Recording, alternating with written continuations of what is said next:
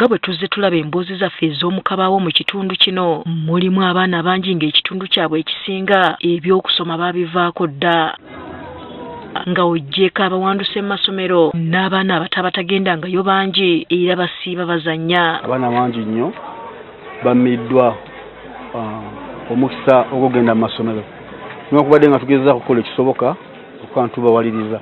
Silivia Nassaaza omutuuze ku kyalo kino alina abaana basatu nga yeebeezaawo mu ngeri y'okufumba emmere. Ono atubuulidde nti yafiirwa bba omwaka oguwedde ng'ono ye yali amulabirira ye n'abaana be. Yalinga abwerera abaana nga n'ekyokulya kituwa bw'aba tafunye ng'era oyiiyanga omukazi.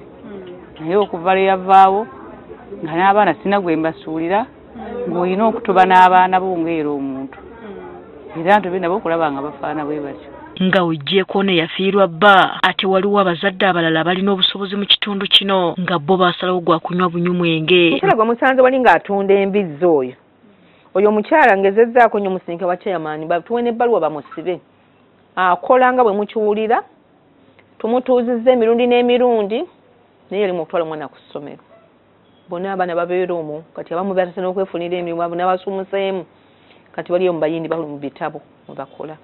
N'abamu nga tuyita mu gavumenti ya Buganda basobodde okufuna bursaries ezimu naye nga ekizibu eky'amaanyi kiriwo mu mbeera ya bursaries nti oba bwavu bwe bususse mufunira omuntu bursary ate n'ebikozesebwa ku ssomero ne bibula ng'ebitabo ebintu ebitonotono ng'ebimanyi okubula abazadde. Abatuuze bagamba olw'okuba abaana bano tebasoma kino kibaviirako okwenyigira mu mize naddala egikolebwa ku kyalo.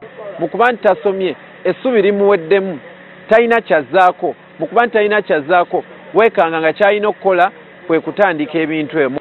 Omulimu abateeka bungi nnyo mu baana abatageze mu masomero okuva ku myaka 17 okutuuka ku myaka 25 awo wasinga obumenyi bw'amateeka obw'amaanyi mpozi n'okukozesa ebiragalalagala.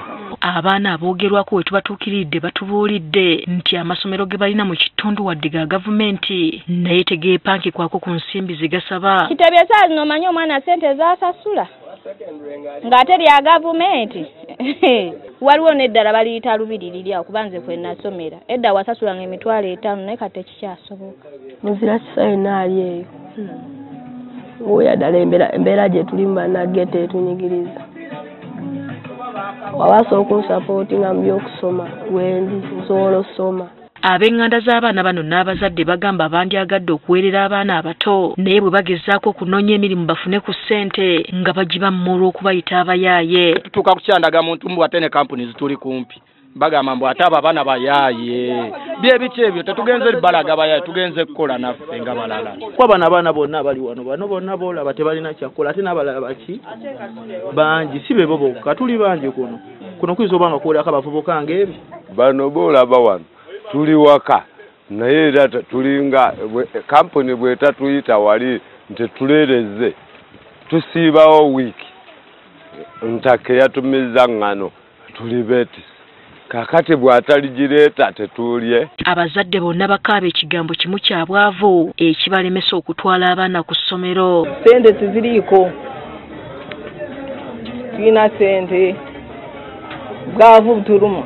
Abantu abamu bizinesi abantu kale kwegamba abasinga bazza abaana ku ssomero so embeera gye tuyitamu nti abantu ssente zontono. Richard Sendikaddi wa ssentebe w'ekitundu kino bannannyini masomero basaanye okukomya okukalubiriza abazadde nga babasaba ebintu ebikakali ebiviirako abaana okuwanduka mu masomero.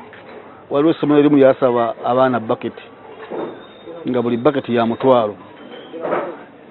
Kalenda oyinza okusanga famire emu ng'erina abaana 5 mu ssomero eryo naye nga baagala buli mwana agule kalenda ya $1,000.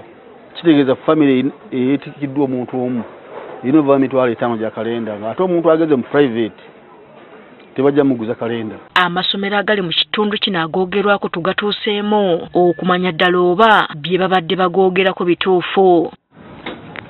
Kitebi Primary School liva ku kibiina ekisooka okutuuka ku ky'omusanvu nga liri ku nkola ya UPE oba erya gavumenti.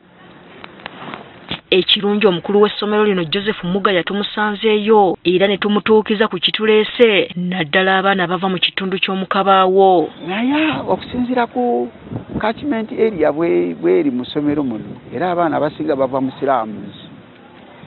Baana bafuna yakiwejjere era wembala nti ndowooza kabaawo zooni eyo eyinza okuba ng'etwala 40% of the population. Eky'abaana obutasoma obuzibu abutadde ku bazadde abeesuulirayo ogwa Naggamba nga bwe baweereza abaana ku ssomero abamu tebabawa wadde ekitabo. Obwo obuvunaanyizibwa bw'abazadde abamu tebaagala butwalira ddala. Ayinza okujja n'akukaabirira edi kikyanjagala omwana ono asome n'omugamba naye okusoma si kujja kutuula butuuzi.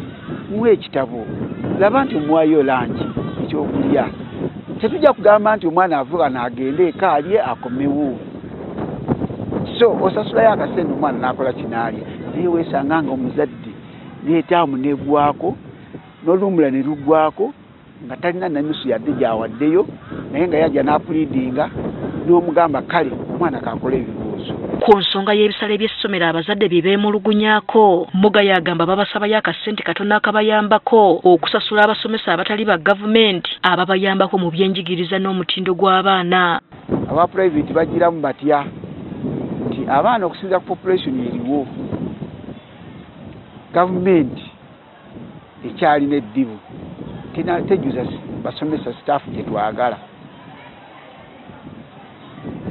So gavumenti bweba tejuza abasomesa abo tugenda ne tuhayaringayoko abali private nga basasulibwa ku sente ziri abazadde zibasasula. Kati olunaku lw'enkya tugenda kulaba enkuza y'abaana abawala n'omuwendo gw'abaana abazadde bannabannaabwe nga tebanneetuuka na lwaki mungi mu kitundu kino. Hasifa Nanvuma, Agafeeyo ku Spark TV.